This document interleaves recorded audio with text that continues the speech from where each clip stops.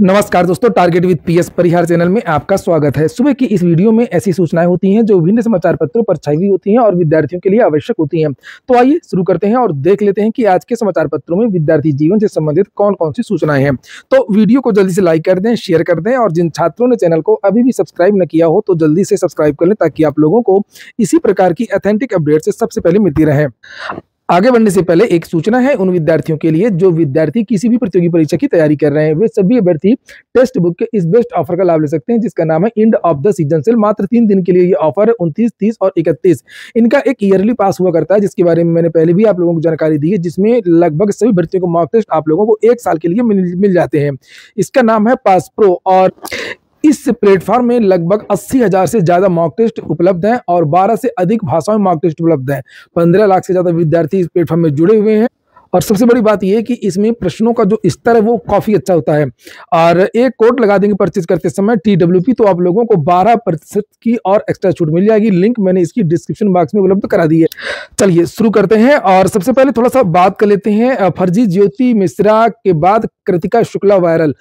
जब यूपीएससी का रिजल्ट आया था तब ऐसे बहुत सारे मामले निकल करके आए थे कि विद्यार्थियों ने फर्जी बता दिया था कि उनका आईएएस में सिलेक्शन हो गया और अक्सर ऐसा होता भी है, हर बार बहुत सारी चीजें होती हैं। और लेकिन सबसे ज्यादा जो मामला वायरल हुआ था वो ज्योति मिश्रा का था, क्योंकि इनके पिता जो है वो पुलिस में थे। ये प्रयागराज की थी ज्योति मिश्रा और इसने अपने आप को फर्जी जो है आईएएस बता दिया। और यहाँ पर सबसे बड़ी बात तो ये है कि ज्योति मिश्रा का कई जगह सम्मान और पुलिस विभाग ने खुद इस ज्योति की फोटो छापी और ये कहा कि पुलिस विभाग के बच्चों का चयन हुआ है।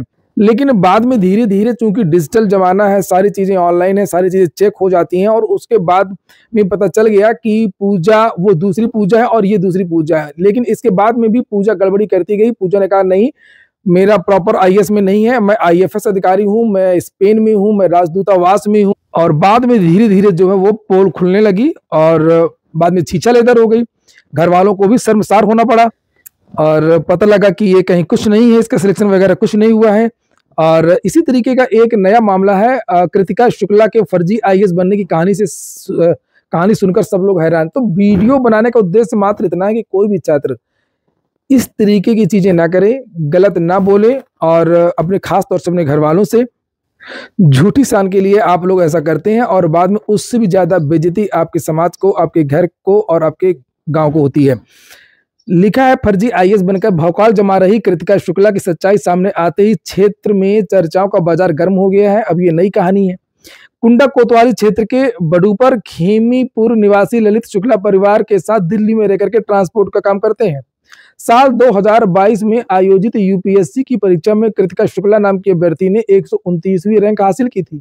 नाम का फायदा उठाते हुए ललित की बेटी कृतिका शुक्ला ने आईएएस बनने पर की फर्जी खबर फैला दी। बेटी के सफल होने की सूचना पर गांव में सम्मान समारोह का आयोजन किया गया। जनप्रतिनिधियों, रिश्तेदारों व ग्रामीणों ने कुंडा तहसील का नाम रोशन करने वाली ललित की बेटी को बधाई दी। यूपी कैडर की आईपीएस अधिकारी कृतिका शुक्ला ने जानकारी होने पर ललित की बेटी से संपर्क किया। सच्चाई का भंडाफोड़ होने पर कृतिका शुक्ला ने फर्जी आईएएस अधिकारी बनने की सूचना देने की गलती स्वीकार की है। वायरल वीडियो में कृतिका शुक्ला कह रही है कि मेरा नाम कृतिका शुक्ला है, आज तक आप लोग मुझे आईएएस के रूप में जानते हैं, लेकिन मैं आईएएस ऑफिसर नहीं हूं। मैंने यूपी कैडर की आईपीएस कृतिका शुक्ला के नाम का उपयोग किया और मुझसे गलती हो गई। जो सही वाली जो आईपीएस कृतिका शुक्ला है, इनके कहने पे ये ऐसा किया। नीचे लिखा मैंने यूपी कैडर की इसका एक नया वीडियो जो वायरल हुआ है, मैंने यूपी कैडर की आईपीएस कृतिका शुक्ला के नाम का उपयोग किया और मुझसे गलती होगी, भविष्य में ऐसी गलती नहीं होगी।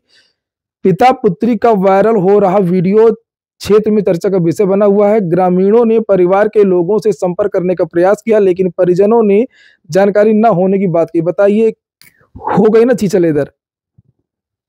चलिए बात करते हैं केवीएस शिक्षक भर्ती की। आजकल मामला बहुत गर्म है केवीएस को लेकर के और एक नई जानकारी मिली है, राज्यसभा में जवाब दिया गया है और ये देखिए लिखा है श्री राम जी लाल सुमन और ये उत्तर दिया है minister of state in the ministry of education Shri Jayant Chaudhary के द्वारा।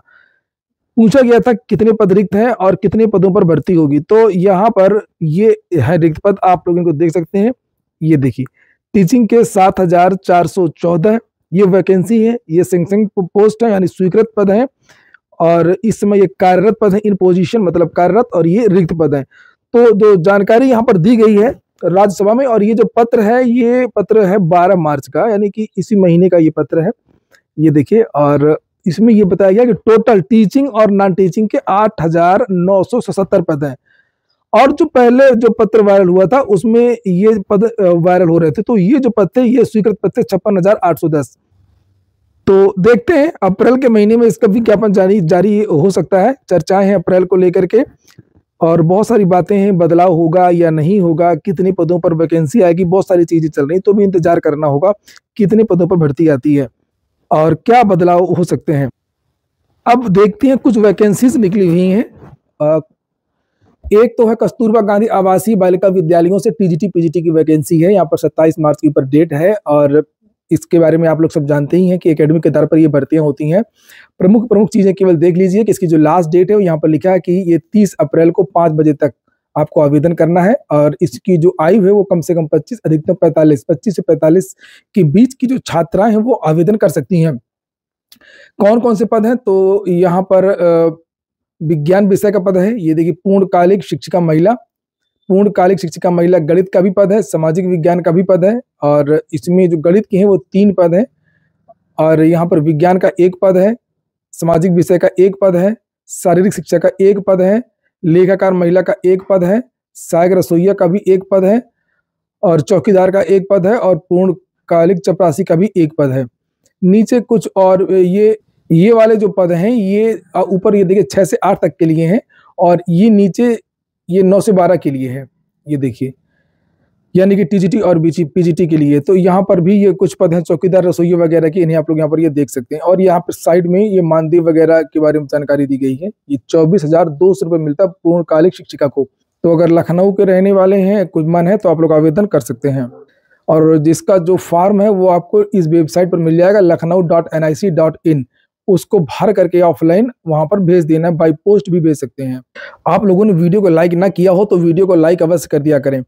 ऑफलाइन होंगी पुलिस भर्ती बोर्ड की परीक्षाएं। कल मैंने वीडियो भी बनाया था इसको लेकर के। पुलिस भर्ती प्रोन्नति बोर्ड ने एक नोटिस जारी की है जिसमें ये बताया कि ये जो पुरानी भर्ती थी, पुलिस लेखा, गोपनीय संवर्ग, कंप्यूटर संवर्ग, ये परीक्षा जो ऑनलाइन होनी थी ये परीक्षा अब ऑफलाइन होगी। और ऐसा इसलिए होगा क्योंकि मुख्यमंत्री जी ने 19 जून को एक शासनादेश जारी किया था परीक्षाओं को लेकर के। उसमें ये कहा गया था कि नकल नहीं होनी चाहिए, परीक्षा शुचितापूर्ण होनी चाहिए, और शुचितापूर्ण परीक्षा कराने को लेकर के अब ऑनलाइन की जगह ऑफलाइन परीक्षा होगी। तो भैया अब ये चर्चाएं तेज हो गई हैं कि जो दरोगा भर्ती पिछली बार ऑनलाइन हुई थी वो परीक्षा अब ऑफलाइन हो सकती है।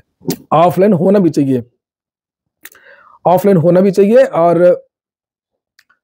क्योंकि ऑनलाइन का विद्यार्थियों का सबूत नहीं मिलता है, जैसे ऑफलाइन में सबूत मिल गया था। पिछली बार पेपर लीक हुआ था जो पुलिस का और आरओ का, और विद्यार्थी वो सब हंगामा कर दिए थे, सबूत लेकर के पहुंच गए थे और वो रद्द करना पड़ा। और इसमें सबूत नहीं मिल पाता विद्यार्थियों को आंदोलन वगैरह करने के लिए, ये भर्ती बोर्ड को बताने के लिए। सरकार भी समझ गई है कि ऑनलाइन में गड़बड़ी पकड़ना बहुत मुश्किल है, इसलिए अब ये परीक्षा ऑफलाइन हो रही है। और देखते हैं, लेकिन जिस प्रकार से इसमें चीजें लिखी हुई हैं और जो लग रहा है कि जो परीक्षा है वो आपकी ऑफलाइन हो सकती है। एक और सूचना दी गई है, खेल कौशल परीक्षा अप्रैल के तीसरे सप्ताह में होगी। जो राजीव कृष्ण है, इन्होंने बताया कि आरक्षित नागरिक पुलिस व पीएससी के पदों पर, उप निरीक्षक नागरिक पुलिस के पदों पर कुशल खिलाड़ियों की सीधी भर्ती 2023 के अंतर्गत प्राप्त आवेदन पत्रों की प्रारंभिक स्क्रूटनी के बाद उपयुक्त पाए गए अभ्यर्थियों की अभिलेखों की समीक्षा और खेल कौशल परीक्षण का आयोजन अप्रैल के तृतीय सप्ताह से किया जाना है। नई दिल्ली से एक वैकेंसी है जूनियर इंजीनियर के 36 पदों पर। एनसीआरटीसी राष्ट्रीय राजधानी क्षेत्र परिवहन निगम ने जूनियर इंजीनियर के 36 पदों पर आवेदन मांगे हैं। इच्छुक उम्मीदवार इसकी वेबसाइट पर जाकर के ऑनलाइन आवेदन कर सकते हैं। ऑनलाइन आवेदन करने की लास्ट डेट 24 अप्रैल है। यहाँ पर ये वेबसाइट है ncrtc.in। प्रोजेक्ट साइंटिस्ट के भी 137 पद रिक्त हैं, उसके लिए भी वैकेंसी आ गई है। लिखा एरोनॉटिकल डेवलपमेंट एजेंसी ने प्रोजेक्ट साइंटिस्ट के 137 रिक्त पदों को भरने के लिए आवेदन मांगे हैं। इनमें साइंटिस्ट बी के 105 पद और साइंटिस्ट सी के 32 पद शामिल हैं। इसके लिए भी यहाँ पर ये वेबसाइट है ada.gov.in। योग्यता वगैरह क्या है और जो भी डिटेल चीजें हैं वो आपको इस वेबसाइट पर मिल जाएंगी और यहीं से आप लोग आवेदन भी कर सकेंगे। RSMSSB यानी राजस्थान से परिचालक की भर्ती आई है 500 पदों पर। लिखा है राजस्थान कर्मचारी चयन बोर्ड में बम्पर भर्ती है, 500 बम्पर नहीं होता है। और लिखा है इसकी जो लास्ट डेट है वो 25 अप्रैल है। 18 से 40 के बीच के जो युवा हैं वो आवेदन कर सकते हैं। इसमें कुछ और भी भर्तियों के बारे में जानकारी दी गई है, जैसे काशी हिंदू विश्वविद्यालय से बाबुओं की भर्ती आई है जूनियर क्लर्क की, और लिखा है कि इसकी जो लास्ट डेट है वो 17 अप्रैल है, और इसके लिए वेबसाइट है bhu.ac.in। तो आप लोग जाकर के इसे देख सकते हैं, अगर मन हो तो आवेदन भी कर सकते हैं। चूंकि इसमें पेट वेट वाला जो है लफड़ा नहीं है, सीधे आप आवेदन करेंगे और परीक्षा में बैठेंगे। संसदीय राजभाषा समिति से भी 22 पदों पर वैकेंसी है और चल रही है इस समय। अवर श्रेणी लिपिक, वरिष्ठ अनुवादक व अन्य पद रिक्त हैं। आवेदन की लास्ट डेट 20 मई है। वेबसाइट है राजभाषा समिति.gov.in। अब कुछ बदलाव भी होने वाला है। लिखा है 1 मई के बाद एटीएम से पैसा निकालने पर लगेगा ज्यादा शुल्क।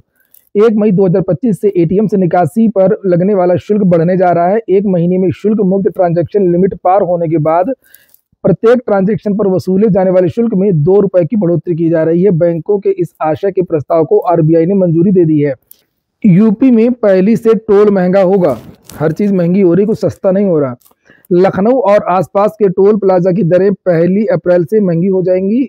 NHAI ने 2025-26 के लिए टोल की नई दरों का नोटिफिकेशन जारी कर दिया है। टोल की बढ़ी दरें 31 मार्च की रात 12 बजे से लागू हो जाएंगी।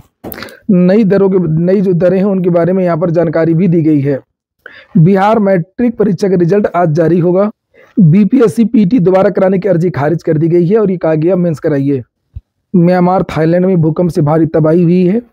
7.7 तीव्रता का भूकंप आया है और लिखा म्यांमार में 144 और थाईलैंड में 10 मौतें हुई हैं। वर्ष का पहला सूर्य ग्रहण आज है, भारत में नहीं दिखाई देगा। ये हो गया आज का वीडियो। पूरा वीडियो सुनने के लिए बहुत बहुत धन्यवाद। और जो विद्यार्थी पूरा वीडियो देख ही लिए हैं तो फिर से याद दिला दूं कि आप लोग फिर वीडियो को लाइक भी कर दें।